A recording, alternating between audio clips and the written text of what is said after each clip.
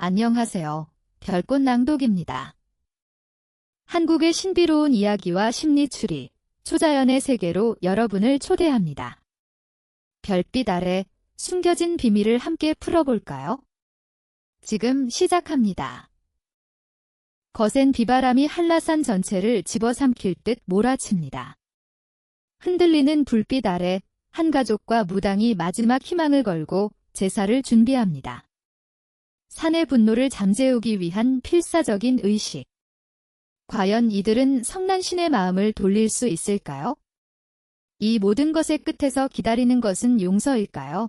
아니면 더 큰 재앙일까요? 세상을 집어삼킬 듯한 폭우가 쏟아져 내렸다. 굵은 빗줄기는 한라산의 어깨를 사정없이 내리쳤고 나뭇잎들은 그 무게를 이기지 못해 비명 같은 소리를 내며 떨었다. 어둠이 짙게 깔린 숲속, 임시로 차려진 제사상은 이미 비에 흠뻑 젖어 있었다. 돼지머리와 정성껏 쌓아 올린 과일 위로 빗물이 강물처럼 흘러내렸지만 그 누구도 그것을 닦아낼 엄두를 내지 못했다. 그 제사상 앞에 무당 현심은 마치 땅에 뿌리내린 고목처럼 미동도 없이 서 있었다. 쏟아지는 비를 온몸으로 맞고 있어 몸에 착 달라붙은 젖은 소복 위로 빗물이 쉴 새 없이 흘러내렸지만 그녀의 눈빛은 흔들림이 없었다. 오히려 그 눈은 어둠 속에서 기이할 정도로 형형하게 빛나고 있었다. 그때 하늘을 찢는 번개가 번쩍이며 세상을 잠시 하얗게 밝혔다. 그 찰나의 순간 그녀의 손에 들린 서슬퍼런 칼이 섬뜩한 빛을 반사하며 모두의 시선을 사로잡았다. 둥둥. 낮고 묵직한 북소리가 심장을 짓누르는 듯 땅을 울리기 시작했다. 북을 치는 보조 무녀의 얼굴에도 빗물과 땀이 뒤섞여 흘렀지만 그녀는 기계적으로 북채를 움직일 뿐이었다. 그 소리는 단순한 장단이 아니었다. 그것은 이 비정상적인 폭풍우와 뒤섞여 드는 이의 마음속 가장 깊은 곳에 숨겨진 원초적인 공포를 끄집어내는 듯한 힘을 가지고 있었다. 제사상에서 몇 걸음 떨어진 곳, 최고급 아웃도어 재킷을 입었음에도 비에 젖은 생쥐꼴이 된 소연의 삼촌 민석은 이 모든 것이 마뜩짠타는 듯 젖은 머리카락을 거칠게 쓸어넘겼다. 그의 입에서 나지막한 불평이 새어나왔다. 이런다고 뭐가 달라져? 낡아빠진 미신 따위에 귀한 돈과 시간을 낭비하고 있다니. 차라리 그 돈으로 최신 장비를 들여와서 공사를 서두르는 게 훨씬 현실적이야. 그의 눈에는 눈앞의 기이한 제의가 아니라 저 너머에 있을 황금빛 리조트의 미래만이 어른거리고 있었다. 이 지긋지긋한 비만 그치면, 이 멍청한 방해만 없으면 모든 것이 그의 계획대로 순조롭게 풀릴 터였다. 반면 소연은 두 손을 가슴 앞에 간절히 모으고 있었다. 차가운 빗물이 턱을 타고 흘러내려 옷깃을 적셨지만 그녀는 추위조차 느끼지 못했다. 그녀의 온 신경은 오직 저 산, 며칠째 그치지 않고 정체 모를 울음소리를 내뱉고 있는 저 거대한 존재에게로 향해 있었다. 그녀의 입술이 작게 달싹였다. 제발, 제발 멈추게 해주세요. 할아버지의 산이 더 이상 아프지 않게 해주세요. 그때 두 사람의 시선이 허공에서 날카롭게 부딪혔다. 삼촌의 눈에는 이 어리석은 상황에 대한 조롱과 짜증이 가득했고 소연의 눈에는 그런 삼촌에 대한 원망과 산을 향한 간절함이 뒤섞여 있었다. 그 어떤 말도 오가지 않았지만 두 사람 사이의 깊은 골은 쏟아지는 폭우보다도 더 차갑고 선명하게 느껴졌다. 그 순간이었다. 둥, 둥, 두둥, 두두둥. 북소리가 점차 빨라졌다. 마치 무언가에 쫓기는 심장의 박동처럼, 혹은 무언가 거대한 존재가 깨어나 다가오는 발소리처럼. 그에 맞춰 무당 현심의 몸짓도 격렬해지기 시작했다. 그녀는 칼을 하늘로 치켜들었다가 땅으로 내리꽂는 듯한 춤사위를 반복했다. 이제 그녀는 더 이상 빗속에선 한 명의 인간이 아니었다. 인간의 언어를 잃어버린 자연 그 자체, 혹은 성난산의 분노를 온몸으로 받아내는 그릇처럼 보였다. 모두가 숨을 죽이고 그녀의 움직임을 지켜보았다. 빗소리와 북소리, 그리고 바람소리만이 가득하던 그 공간에 마침내 다른 소리가 끼어들었다. 그것은 현심의 입에서 나온 것이었지만 더 이상 그녀의 목소리가 아니었다. 훨씬 낮고 갈라지고 마치 깊은 동굴 속에서 울려나오는 듯한 오랜 세월을 머금은 기이한 음성이었다. 산이 노한 것이 아니다. 그 한마디에 소연과 민석은 동시에 얼어붙었다. 현심은 핏발선 눈으로 허공의 한 점을 꿰뚫어보며 절규하듯 외쳤다. 슬퍼서 우는 것이다. 잊힌 약속 때문에. 외침이 끝남과 동시에 천지를 뒤흔들 듯한 북소리가 단 한 번 쿠르릉 하고 심장을 멎게 할 듯이 울려 퍼졌다. 그 소리를 끝으로 모든 소음이 거짓말처럼 멎었다.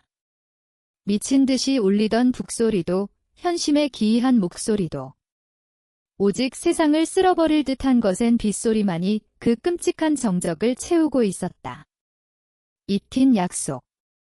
그 알 수 없는 말이 마치 저주처럼 숲속을 무겁게 맴돌았다. 잊힌 약속 때문에. 무당 현심의 기이한 목소리가 남긴 메아리는 빗소리 속에 스며들어 사라졌지만 그 무게감은 그곳에 있는 모두의 어깨를 무겁게 짓눌렀다. 분노가 아니라 슬픔이라니. 그 말의 의미를 이해할 수 있는 사람은 아무도 없었다. 삼촌 민석은 코웃음을 치며 중얼거렸다. 약속은 무슨. 별 시답잖은 소리를 다 듣겠군. 하지만 그의 목소리에는 아까와 같은 자신감이 사라져 있었다. 알 수 없는 불안감이 그의 심장을 차갑게 휘감기 시작한 것이다. 소연은 할아버지의 얼굴을 떠올렸다. 늘 온화한 미소로 산을 바라보시던 할아버지. 그분에게는 어떤 비밀스러운 약속이 있었던 걸까? 그때 갑자기 북소리가 뚝 그쳤다. 미친 듯이 몰아치던 폭우도 마치 누군가 수도꼭지를 잠근 것처럼 가느다란 이슬비로 변해갔다. 기이한 정적 속에서 모두의 시선은 다시 무당 현심에게로 향했다. 그녀는 더 이상 격렬한 춤을 추지 않았다. 대신 숨을 고르며 제사상 한편에 놓여있던 작고 낡은 상자를 향해 천천히 걸어갔다. 그것은 손때가 묻어 반질반질해진 낡은 오동나무 상자였다. 민석과 소연도 어릴 적 할아버지의 서재에서 몇 번 본 기억이 있는 상자였다. 할아버지는 늘 이건 우리 가문의 뿌리 같은 것이다라고 말씀하시며 누구도 만지지 못하게 하셨다. 현심이 상자 앞으로 다가가자 마치 오래된 라디오에서 흘러나오는 소리처럼 지지직거리는 잡음과 함께 어떤 목소리가 들려오기 시작했다. 그것은 남자의 목소리였다. 지금의 민석보다도 훨씬 젊고 굳은 의지가 느껴지는 낭낭한 목소리. 바로 수십 년 전 젊은 시절의 할아버지 목소리였다. 산신이시여. 이 땅은 제 조상들이 대대로 피와 땀으로 일군 터전입니다. 하지만 저는 압니다. 이 땅의 진짜 주인은 당신이라는 것을. 오늘 당신께 약속 하나를 드리고자 합니다. 목소리는 마치 오래된 기억의 파편처럼 숲속에 울려 퍼졌다. 소연은 숨을 죽였다. 이것은 환청이 아니었다. 무당이 신내림을 통해 과거의 한 조각을 현재로 불러온 것이었다. 저기 저 가장 오래고 커다란 농나무. 저 신성한 나무만큼은 제 목숨이 다하는 날까지, 아니 제 후손대대로 절대 건드리지 않겠습니다. 그것을 베어내는 날은 우리 가문의 번영이 끝나는 날이 될 것입니다. 부디 이 약속을 받으시고 그 대신 저희 가문을 보살펴 주십시오. 이 척박한 땅에서 뿌리내리고 살아갈 수 있도록 당신의 자비와 은혜를 내려주십시오. 젊은 할아버지의 간절한 목소리가 사라지자 숲은 다시 깊은 침묵에 잠겼다. 소연의 등줄기에 소름이 돋았다. 신성한 나무. 할아버지가 생전에 입버릇처럼 말씀하시던 그 나무였다. 소연은 자신도 모르게 고개를 돌려 리조트 개발 부지 쪽을 바라보았다. 안개와 어둠에 가려 잘 보이지 않았지만 그녀는 알고 있었다. 그 부지의 가장 중심에 압도적인 크기를 자랑하는 오래된 농나무 한 그루가 서 있다는 것을. 바로 삼촌이 공사의 첫 단계로 가장 먼저 베어버리려고 계획했던 그 나무였다. 무당현심이 천천히 몸을 돌렸다.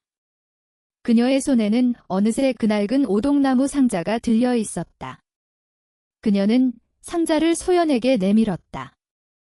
소연은 떨리는 손으로 상자를 받아 들었다. 철컥하는 소리와 함께 낡은 자물쇠가 풀리고 상자 뚜껑이 열렸다. 그 안에는 비단 보자기에 소중하게 쌓인 누런 종이 한 장이 들어 있었다. 세월의 흐름에 바스러질 듯 낡았지만 먹으로 쓴 글씨는 놀랍도록 선명했다. 그것은 할아버지가 산과 맺었던 약속의 증표, 집안 대대로 내려온 토지 문서의 뒷면에 피로 지장을 찍어 맹세한 할아버지의 친필 약조문이었다. 소연이 떨리는 손가락으로 문서를 천천히 읽어 내려갔다. 한자 한자, 할아버지의 간절함과 굳은 의지가 그녀의 손끝을 통해 심장으로 전해지는 듯 했다. 문서의 내용은 방금 들었던 할아버지의 목소리와 정확히 일치했다. 특정 위치의 농나무를 수호목으로 지정하고 이를 해야 하는 자는 가문의 재앙을 피할 수 없을 것이라는 섬뜩할 정도의 강한 맹세가 적혀 있었다. 이럴 수가. 소연의 입에서 탄식이 흘러나왔다. 모든 조각이 맞춰지기 시작했다. 산이 울었던 이유, 이 지독한 비가 멈추지 않았던 이유. 그것은 분노가 아니었다. 믿었던 인간에게 배신당한 깊은 슬픔의 눈물이었던 것이다. 할아버지가 평생을 바쳐 지키고자 했던 약속이 바로 그의 아들인 민석의 손에 의해 깨어지기 직전이었던 것이다. 소연은 문서를 든 채 고개를 들어 삼촌을 바라보았다. 민석의 얼굴은 하얗게 질려 있었다. 그는 믿을 수 없다는 듯 뒷걸음질 치며 소리쳤다. 거짓말이야? 이건 다 저 무당이 꾸며낸 속임수야.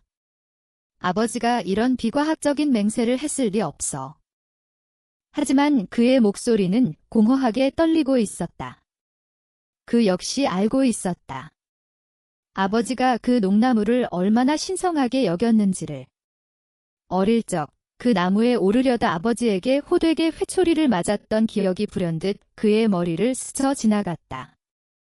그는 그 모든 것을 그저 아버지의 낡은 고집이라 여기며 애써 외면해왔을 뿐이었다. 잊혔다고 생각했던 기억, 낡은 미신이라고 치부했던 약속이 수십 년의 세월을 뛰어넘어 서슬퍼런 진실의 칼날이 되어 그의 심장을 겨누고 있었다. 하얗게 질린 삼촌 민석의 얼굴 위로 빗물이 흘러내리는 것인지 식은땀이 흐르는 것인지 분간이 가지 않았다. 그는 마치 유령이라도 본 사람처럼 멍하니 낡은 약조문과 소연의 얼굴을 번갈아 쳐다볼 뿐이었다. 숲을 가득 채운 침묵은 수만 마디의 비난보다도 더 날카롭게 그의 양심을 파고들었다. 그 무거운 침묵을 깬 것은 소연이었다. 그녀는 할아버지의 약속이 적힌 문서를 가슴에 품은 채 떨리는 목소리로 삼촌을 향해 첫 질문을 던졌다. 그녀의 목소리는 비에 젖어 있었지만 그 안에는 더 이상 어리고 나약한 조카의 모습이 아니었다. 가문의 진실을 마주한 한 사람의 무게가 실려 있었다. 삼촌. 알고 계셨어요. 이 모든 걸 할아버지가 이 나무를 지키기 위해 산과 약속했다는 사실을 전부 알고 계셨던 거예요? 질문은 칼날이 되어 민석의 심장을 향해 날아갔다. 그는 순간적으로 움찔하며 시선을 피했다. 그의 흔들리는 동공이 그의 내면에서 벌어지고 있는 격렬한 전쟁을 고스란히 보여주고 있었다. 잠시 머뭇거리던 그는 이내 무너지는 자신을 감추기 위해 최후의 방어 기제를 꺼내 들었다. 그것은 바로 분노였다. 알면 뭐, 모르면 뭐. 그게 지금 뭐가 그렇게 중요해. 민석은 버럭 소리를 질렀다. 그의 목소리는 숲 전체를 울릴 만큼 컸지만 어딘지 모르게 필사적인 절규처럼 들렸다. 소연아, 제발 정신 좀 차려라. 지금이 어느 시대인데 그런 낡아빠진 미신 따위에 발목을 잡혀? 돌아가신 아버지가 남긴 종이 쪼가리 하나가 지금 살아있는 우리 가족의 미래보다 더 중요하다는 말이냐. 그는 한 걸음 다가서며 소연의 어깨를 붙잡으려 했다. 하지만 소연은 차갑게 그의 손을 피했다. 그 작은 몸짓 하나에 민석은 세상이 무너지는 듯한 충격을 받았다. 다 먹고 살자고 하는 짓이다. 그래, 나 돈 좋아해. 돈 벌고 싶어서 이 개발 시작한 거 맞아. 하지만 그게 다 누구를 위한 건데? 너 유학 보내고 이모 병원비 대고 우리 가족이 이만큼이라도 사람답게 살 수 있었던 게 다 뭐 때문인 줄 알아? 다 내가 현실에 발붙이고 아등바등 살았기 때문이야. 아버지가 평생 붙들고 있던 저 산, 저 땅이 우리한테 쌀 한 톨이라도 가져다 준 적 있어? 없어. 이건 현실이야, 소연아. 죽은 사람의 낡은 약속이 아니라 산 사람의 밥그릇이 걸린 문제라고. 민석의 변명은 절절했다. 그 말 속에는 지난 세월 동안 장남으로서 짊어져야 했던 무게와 현실적인 고뇌가 담겨 있었다. 어쩌면 그의 말에도 일리가 있는지도 몰랐다. 소연은 순간 흔들렸다. 삼촌은 언제나 가족을 위해 헌신해왔다. 그 사실만큼은 부정할 수 없었다. 하지만 그녀가 다시 고개를 들었을 때 그녀의 눈빛은 더욱 단단해져 있었다. 그래서요. 그래서 할아버지의 약속을 가문의 뿌리를 송두리째 뽑아버리는 게 당연하다는 말씀이세요? 삼촌이 말씀하시는 그 미래가 과거를 전부 지워버린 폐허 위에 세워져야만 하는 건가요? 그만해. 넌 아직 세상을 몰라. 이상만 가지고는 단 하루도 버틸 수 없는 곳이 바로 세상이야. 두 사람의 대화는 평행선을 달렸다. 한쪽은 보이지 않는 가치와 약속을, 다른 한쪽은 눈앞의 현실과 이익을 외치고 있었다. 그 누구도 서로를 설득할 수 없을 것 같던 그 팽팽한 대립의 순간. 고요히 서서 모든 것을 지켜보던 무당현심이 천천히 입을 열었다. 그녀의 목소리는 이전처럼 기이하지 않았다. 그저 모든 것을 꿰뚫어보는 듯한 깊고 차분한 음성이었다. 아니. 그 나지막한 한마디에 소연과 민석의 시선이 동시에 그녀에게로 향했다. 현심은 민석의 눈을 똑바로 응시하며 말했다. 당신은 그저 몰랐던 것이 아니야? 애써 외면하고 잊으려 했을 뿐이지. 민석의 얼굴이 경직되었다.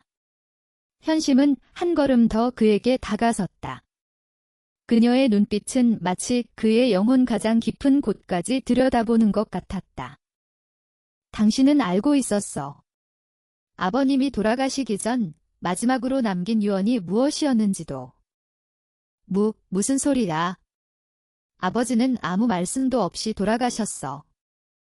민석은 다급하게 부정했지만 그의 목소리는 염소처럼 떨리고 있었다. 현심은 눈을 감았다. 그리고 다시 눈을 떴을 때 그녀의 입에서는 놀랍게도 소연의 할아버지, 즉 민석의 아버지 목소리가 흘러나오고 있었다. 병세가 깊어 쇳소리가 섞인 힘겹게 숨을 몰아쉬는 마지막 순간의 목소리였다. 민석아. 내 아들아. 그 목소리를 듣는 순간 민석의 온몸이 그대로 굳어버렸다. 그것은 아버지가 임종 직전 가족들이 모두 잠든 새벽에 오직 그에게만 단둘이 남겼던 마지막 목소리였다. 아무도 듣지 못했다고 자신과 아버지 둘만의 비밀이라고 굳게 믿어왔던 그 목소리. 내가 곧 갈 모양이다. 내가 없더라도 저 산, 저 나무만큼은 내가 꼭 지켜다오. 그게 우리 가문을 지키는 길이다. 이 예비의 마지막 부탁이다. 아들아. 민석의 입에서 의미 없는 신음이 터져나왔다. 그의 눈앞에 그날의 풍경이 생생하게 펼쳐졌다. 아버지의 앙상한 손을 잡고 그러겠노라고 걱정 마시라고 울며 대답했던 자신의 모습. 하지만 아버지가 돌아가시고 장례를 치르자 그 약속은 무거운 짐이 되어 그의 어깨를 짓눌렀다. 개발업자들이 달콤한 제안을 해왔을 때 그는 그 약속을 마음속 가장 깊은 곳에 묻어버렸다. 아니, 스스로 그것은 아버지가 노망해 하신 헛소리였다고, 현실과는 아무 상관없는 감상적인 유언이었다고 합리화하며 철저히 외면해왔다. 아니야. 아니야. 결국 민석은 그 자리에 주저앉고 말았다. 그의 단단했던 가면이 산산조각나고 탐욕과 합리화 뒤에 숨겨두었던 나약하고 죄 많은 본 모습이 낱낱이 드러났다. 그는 두 손으로 얼굴을 감싸 쥐었다. 그의 어깨가 어린아이처럼 가늘게 떨리고 있었다. 그것은 분노도 억울함도 아니었다. 뒤늦게 밀려온 처절한 후회와 죄책감의 눈물이었다. 모든 진실이 폭로된 숲속. 빗줄기는 완전히 멎어 있었다. 이제 남은 것은 이 모든 비극의 중심에 서 있는 두 사람의 선택뿐이었다. 무너져 내린 삼촌 민석의 흐느낌은 멎어버린 빗소리보다 더 처절하게 숲의 정적을 갈랐다. 그는 차가운 흙바닥에 주저앉아 얼굴을 감싼 채 지난 수십 년간 애써 외면해왔던 아버지와의 마지막 약속, 그리고 자신의 탐욕이 불러온 이 모든 상황 앞에서 속수무책으로 울고 있었다. 그 모습은 더 이상 거대한 리조트 사업을 이끄는 냉철한 사업가가 아니었다. 길을 잃고 아버지의 무덤 앞에서 용서를 구하는 나약한 아들의 모습일 뿐이었다. 그 모습을 가만히 내려다보던 소연의 마음속에서 뜨거운 무언가가 치밀어 올랐다. 그것은 삼촌에 대한 연민이기도 했고 이 모든 비극을 바로잡아야 한다는 무거운 책임감이기도 했다. 그녀는 더 이상 망설이지 않았다. 그녀는 한 걸음 앞으로 나아가 민석과 자신, 그리고 이 모든 것을 지켜보고 있는 산을 향해 자신의 결심을 이야기해야만 했다. 소연은 낡은 약조문을 다시 한번 가슴에 품었다. 할아버지의 체온과 맹세가 종이를 넘어 그녀의 심장으로 전해지는 듯 했다. 그녀는 깊게 숨을 들이마셨다. 그리고 이전과는 비교할 수 없을 만큼 단호하고 맑은 목소리로 선언했다. 이 개발, 여기서 멈추겠습니다. 그녀의 목소리는 크지 않았지만 숲속의 모든 존재가 숨을 죽이고 귀를 기울이는 듯한 힘이 있었다. 주저앉아 있던 민석이 번쩍 고개를 들었다. 그의 붉게 충혈된 눈에 믿을 수 없다는 표정이 스쳤다. 소연은 그의 눈을 피하지 않고 말을 이었다. 삼촌 말이 맞을지도 몰라요. 저는 아직 세상을 모르고 돈의 무서움도 현실의 무게도 제대로 알지 못하겠죠. 하지만 한 가지는 확실히 알아요. 우리가 지금 서 있는 이 땅, 우리가 누리는 모든 것은 결국 이 자연으로부터 잠시 빌려온 것이라는 거요. 할아버지는 그걸 평생 잊지 않으셨던 거예요. 이건 단순한 미신이 아니에요. 우리가 지켜야 할 최소한의 도리이자 다음 세대를 위한 약속이에요. 그녀는 시선을 돌려 어둠 속에서 거대한 실루엣으로 서 있는 신성한 농나무를 바라보았다. 할아버지가 평생을 바쳐 지키고자 했던 저 약속을 이제 제가 이어서 지키겠습니다. 돈은 다시 벌 수 있을지도 모르죠. 하지만 한 번 무너진 믿음과 한 번 베어진 생명은 다시는 되돌릴 수 없으니까요. 그녀의 선언은 마치 낭낭한 맹세처럼 숲에 울려 퍼졌다. 그 순간 민석은 마지막 남은 힘을 쥐어짜듯 자리에서 일어섰다. 그의 얼굴은 절망과 분노로 일그러져 있었다. 어리석은 짓이야. 소연아, 제발. 그게 얼마나 무모한 결정인 줄 알아? 이미 계약금으로 수십억이 오고 갔어. 위약금만 해도 우리 집안은 길바닥에 나앉게 될 거야. 내가 지금 감상에 젖어서 내뱉은 그 말 한마디가 우리 모두를 지옥으로 끌고 들어갈 거라고. 그의 절규는 필사적이었다. 그것은 단순히 돈에 대한 집착이 아니었다. 자신이 쌓아 올린 모든 것이 한순간에 물거품이 될지도 모른다는 공포, 그리고 모든 것을 잃게 될 가족들의 미래에 대한 두려움이 뒤섞인 외침이었다. 모든 걸 망칠 셈이냐. 내가 뭘 안다고. 현실은 내가 생각하는 그런 아름다운 동화가 아니란 말이다. 하지만 그의 목소리는 더 이상 소연의 마음에 닿지 않았다. 아니, 닿을 수가 없었다. 그의 탐욕이 견고하게 쌓아 올렸던 논리의 성은 아버지와의 깃튼 약속이라는 진실의 초석이 드러나는 순간 이미 위태롭게 흔들리고 있었다. 그리고 이제 소연의 결심이라는 마지막 충격에 그 성은 모래성처럼 허무하게 무너져 내리고 있었다.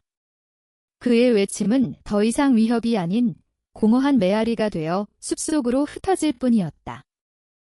바로 그 순간이었다. 소연의 단호한 선언이 끝나고 민석의 공허한 절규가 잦아들던 바로 그 찰나.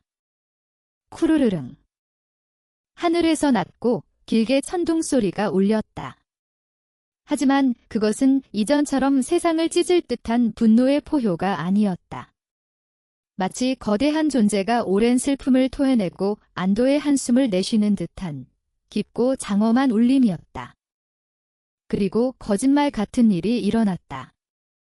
제의가 시작된 이후부터 계속해서 불안하고 맹렬하게 울려 퍼지던 북소리가 그 천둥 소리를 기점으로 완전히 다른 장단으로 바뀌었다. 빠르고 위협적이던 북소리는 어느새 느리고 평화로운, 마치 축제의 시작을 알리거나 풍년을 기원하는 듯한 흥겹고 부드러운 장단으로 변해 있었다. 북을 치던 보조무녀의 얼굴에도 놀라움과 경외감이 가득했다. 그녀는 자신의 의지가 아니라 마치 보이지 않는 거대한 힘이 자신의 팔을 이끌고 있는 것 같다고 느꼈다. 무당현심은 그 모든 변화를 지켜보며 희미하게 미소 지었다. 그녀는 하늘을 올려다보며 나지막이 읊조렸다. 받으셨구나. 아이의 진심을. 산이 드디어 응답하기 시작했어. 그랬다. 산은 소연의 진심에 응답한 것이다. 인간의 탐욕에 등을 돌렸던 자연이 한 소녀의 순수한 용기와 약속을 지키려는 그 숭고한 마음에 다시 마음을 열기 시작한 것이었다. 그것은 인간과 자연 사이에 끊어졌던 교감의 끈이 다시 이어지는 위대하고 경이로운 순간이었다. 칠흑 같던 절망의 갈림길에서 소연은 탐욕이 아닌 양심을 선택했고 그 선택은 성난 자연의 마음을 돌리는 기적을 만들어내고 있었다. 산의 응답은 북소리의 변화만으로 그치지 않았다. 하늘에서 일어나고 있는 변화는 더욱 경이로웠다. 세상을 집어삼킬 듯 쏟아지던 거센 빗줄기는 어느새 보슬비로 변해 있었고 그마저도 점차 가늘어지더니 이내 대지를 부드럽게 적시는 가느다란 이슬비로 바뀌었다. 그것은 더 이상 분노의 채찍질이 아니었다. 마치 거대한 산이 수십 년간 억눌러왔던 깊은 슬픔을 마침내 씻어내고 정화의 눈물을 흘리는 것처럼 느껴졌다. 며칠 동안이나 모두의 심장을 짓누르던 그 정체불명의 섬뜩한 울음소리는 언제 그랬냐는 듯 완전히 자취를 감추었다. 소연은 하늘을 올려다보았다. 빗방울이 그녀의 뺨을 타고 흘러내렸지만 더 이상 차갑게 느껴지지 않았다. 오히려 따뜻한 위로처럼 다가왔다. 칠흑 같던 먹구름은 서서히 옅어지기 시작했고 그 틈새로 기적처럼 한 줄기 햇살이 비집고 내려왔다. 그 황금빛 햇살은 마치 무대 위의 주인공을 비추는 조명처럼 소연이 그토록 지키고자 했던 신성한 농나무를 정확히 비추었다. 수백 년의 세월을 견뎌온 거대한 나무는 햇살을 받아 그 잎사귀 하나하나를 영롱한 초록빛으로 반짝였다. 빗물을 머금은 잎사귀들은 마치 수만 개의 에메랄드처럼 빛났고 그 모습은 비현실적일 정도로 아름다웠다. 그것은 단순한 나무가 아니었다. 한 가문의 약속과 믿음, 그리고 자연의 위대함이 응축된 살아있는 기념비였다. 소연은 그 광경 앞에서 자신도 모르게 숨을 멈추었다. 이것이 바로 할아버지가 평생을 바쳐 지키고자 했던 가치였구나. 반면 그 빛은 삼촌 민석에게는 닿지 않았다. 그는 빛과 그림자의 경계, 그 어두운 편에 서 있었다. 그의 눈에는 더 이상 분노나 저항의 기색이 없었다. 그는 그저 멍하니 햇살 속에서 찬란하게 빛나는 농나무와 그 아래에 서 있는 조카 소연의 모습을 번갈아 쳐다볼 뿐이었다. 그의 머릿속에서는 자신이 그토록 쫓았던 수백억의 돈과 눈앞의 저 비현실적인 광경이 끊임없이 저울질되고 있었다. 그리고 그는 깨달았다. 자신이 결코 가질 수 없는 것, 돈으로는 절대 살 수 없는 가치가 저곳에 있다는 것을. 완벽한 패배감이었다. 그는 아무 말 없이 조용히 몸을 돌렸다. 누구에게도 작별 인사를 하지 않았다. 그의 축 처진 어깨와 흠뻑 젖어 초라하기 짝이 없는 뒷모습은 마치 탐욕으로 쌓아 올린 바벨탑이 무너진 후 폐허 속을 걸어가는 패자의 모습 그대로였다. 그는 비틀거리며 숲의 어둠 속으로 천천히 사라져갔다. 소연은 떠나가는 삼촌의 뒷모습을 그저 말없이 지켜볼 뿐이었다.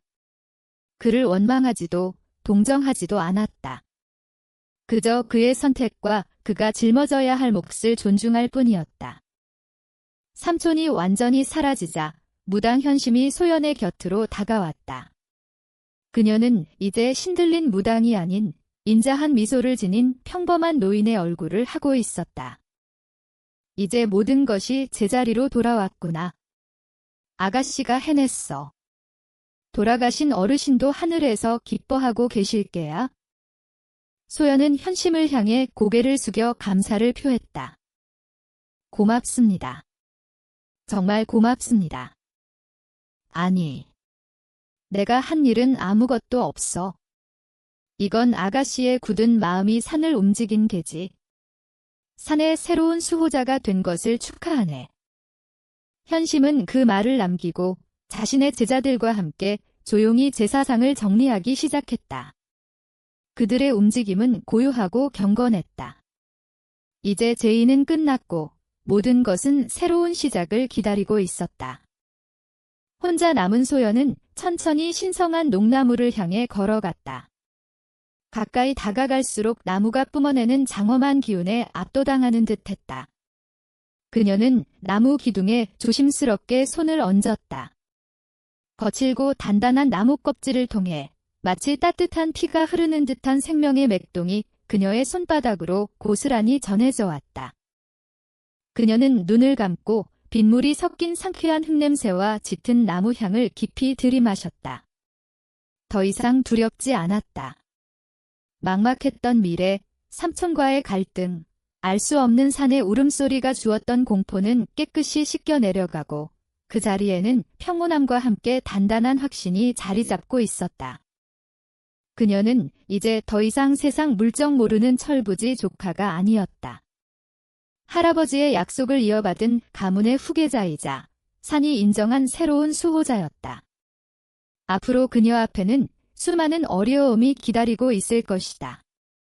위약금 문제, 삼촌과의 관계 회복, 그리고 이 땅을 어떻게 지켜나가야 할지에 대한 수많은 과제들. 하지만 그녀는 괜찮았다. 고개를 들어 다시 나무를 올려다보았다. 나뭇잎 사이로 부서지는 햇살이 마치 할아버지의 따뜻한 미소처럼 그녀의 얼굴을 감싸주었다. 그녀의 입가에 작은 미소가 피어올랐다. 그녀의 진짜 이야기는 이제 막 시작되고 있었다. 한라산의 울음소리가 멈췄습니다. 폭풍이 지나간 자리에 남은 것은 무너진 재단과 한 가족의 무거운 결심입니다. 이들은 이익을 포기하고 자연과의 약속을 지키는 길을 선택했습니다. 그 길의 끝은 힘들고 어려울지 모르지만 더 이상 산의 분노를 두려워할 필요는 없을 겁니다. 당신이라면 어떤 선택을 하시겠습니까? 자연의 목소리와 눈앞의 이익 사이에서 말입니다. 별꽃 낭독과 함께한 시간 즐거우셨나요?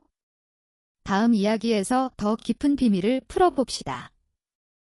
구독과 좋아요 잊지 말아주세요. 별빛 아래서 다시 만나요.